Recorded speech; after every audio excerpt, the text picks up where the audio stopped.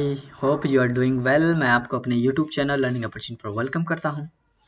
Thumbnail देख के आप समझ गए हैं कि टॉपिक किस चीज़ पे होने वाला है। तो आज हम बात करने वाले हैं कि आइल्स क्या होता है और MOI क्या होता है या मीडियम ऑफ इंस्ट्रक्शन जिसके कहते हैं वो क्या होता है।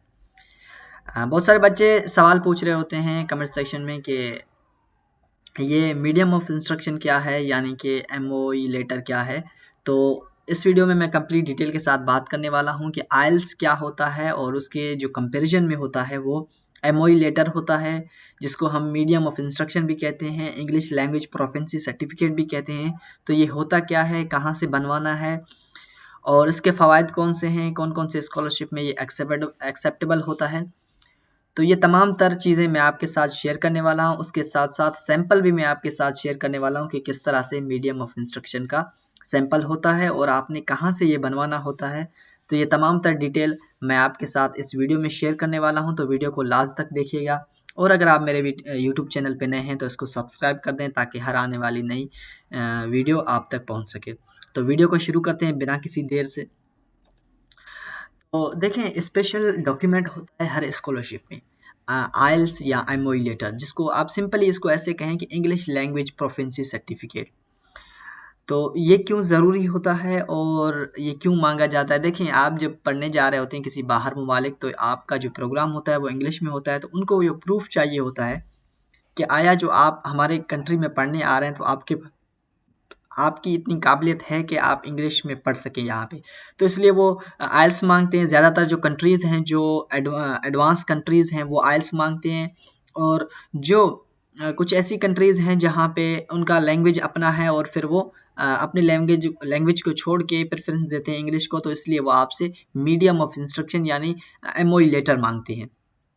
अब ये MOE लेटर क्या होता है या आइल्स क्या होता है, तो इस पे डिटेल से बात करने वाला हूँ मैं आज। तो देखें, जब आप स्कॉलरशिप अप्लाई करते हैं तो जब आप वेबसाइट पे चले जाते हैं लिंक पे या वहाँ पे अप्लाई करने, तो वो आपसे 2 चीज़ें माँगते हैं। या तो आपसे आइल्स माँगते हैं या तो MOE लेटर माँगते हैं। अब आइल्स और MOE ये प्रूफ होता है आपकी इंग्लिश लैंग्वेज का। यानी कि आप इंटरनेशनली अगर आप ज कहीं जा रहे हैं तो आपके पास ये प्रूफ होता है कि हाँ, मुझे इंग्लिश आती है। ये आपके जो दोनों डॉक्यूमेंट होते हैं वो प्रूफ करते हैं। अब इसमें बात करेंगे कि आइल्स में कितना खर्चा है या MOE लेटर बनाने में कितना खर्चा है, तो ये तमाम तर चीज़ें आप स्टेप बाय स्टेप मैं आपको बताता जा रहा हूँ। सबसे पहले आइल्स की बात करते हैं। देखिए, आइल्स जो है वो होता क्या है? बेसिकली आइल्स होता है international English language testing system. अब आइल्स जो होता है वो इंटरनेशनली रिकॉग्नाइज्ड होता है 2 साल के लिए। ऑलमोस्ट 0 से लेकर 9 बैंड्स होते हैं इसमें। जिस तरह से हमारे परसेंटेज होती है स्कूल में A, B, C, D grade होती है, इसी तरह इसमें बैंड्स होते हैं। और ये ब्रिटिश काउंसिल या IDP जो होता है वो इसे कंडक्ट करता है और उसकी कंडक्ट करने के बाद आपको स्कोर दिया जाता है। अब आपकी क्या-क्या चीज़ें चेक की जाती हैं इंग्लिश में, लिसनिंग चेक की जाती है, रीडिंग चेक की जाती है, राइटिंग और स्पीकिंग। अब ये 2 साल के लिए सर्टिफ़िकेट वैलिड होता है। आपने क्या करना होता है, आपने खुद को एनरोल करना होता है इंग्लिश जो ब्रिटिश काउंसिल है उसके अंदर आपने एनरोल करना होता है। एक $100 पता नहीं कितनी उसकी फ़ीस है, वो आपने भरनी होती है।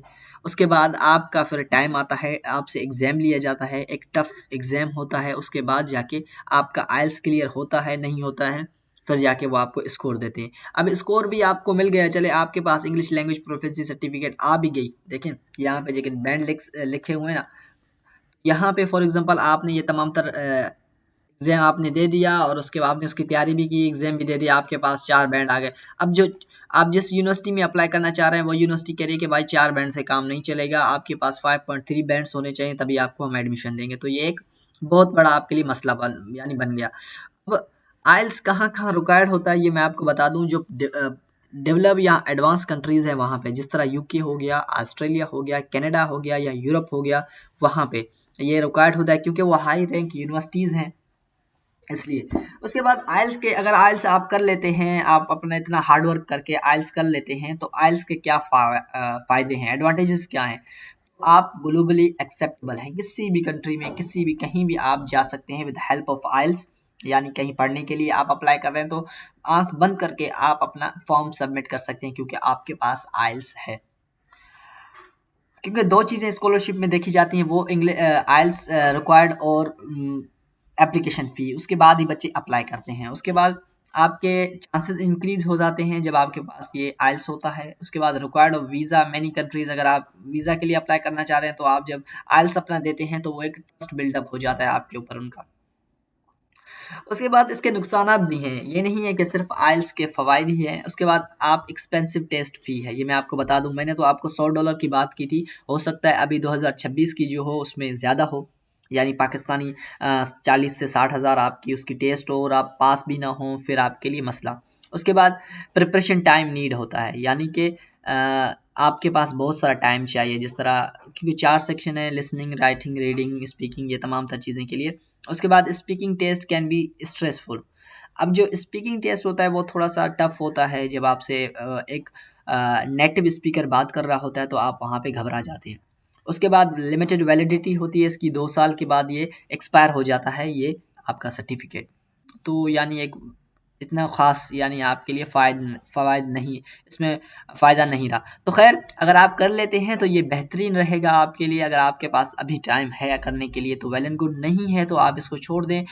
ऐसा नहीं है कि सिर्फ़ और सिर्फ़ आइल्स से ही काम चल सकता है, आइल्स के बगैर भी आप बाहर ममालिक जा सकते हैं। तो मैं आपको बताता हूँ कैसे आपने जाना है। आपने लेना है मीडियम ऑफ़ इंस्ट्रक्शन, जिसको हम सिंपली कहते हैं MoE letter.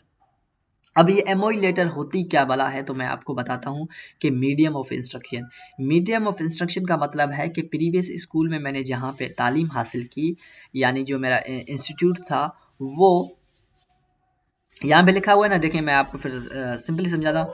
N MOE letter is official certificate from your previous institute stating that, आपके प्रीवियस जो आपने पिछली स्कूल से या कॉलेज से या यूनिवर्सिटी से अपनी तालीम हासिल की, उससे वो आपको ऑफिशियली वहाँ से आपको स्टेम लगा के देंगे कि MOE letter is official certificate from your previous institute and stating that your degree was taught entirely in English. देखिए हो गया ना सिंपल सा, कि यानी आपकी जो डिग्री थी या जो आपने तालीम हासिल की पूरी, तो